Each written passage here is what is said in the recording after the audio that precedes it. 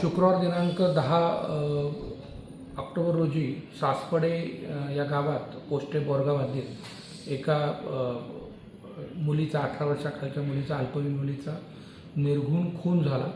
या खुनाच्या अनुषंगाने सातारा पोलिसांनी राहुल यादव या आरोपीस अटक केलेली आहे आणि अधिकचा तपास बोरगाव पोलीस करत आहेत। नागरिकांचा आज मोर्चा होता, काय आवाहन कराल तुम्ही? नाही, याच्यामध्ये नागरिकांचं जे म्हणणं होतं की बाबा खून झाला आहे त्याच्यामध्ये फास्ट ट्रॅकला घ्या, स्पेशल पी हे करा, आरोपीला जास्तीत जास्त शिक्षा होऊ द्या, कारण ती पोरगी छोटी होती आणि निर्गुण पद्धतीने खून झाला, त्यामुळे अशा भावना साहजिकच आहेत निर्माण होणार। आणि त्याच्यामध्ये मी आश्वासन देऊ इच्छितो की पूर्णपणे आम्ही तपास व्यवस्थित करून आरोपीविरुद्ध लवकरात लवकर चार्जशीट दाखल करू, कोर्टाला विनंती करू, मान्य कोर्टाला, की हे फास्ट ट्रॅकवर घेण्यात येईल।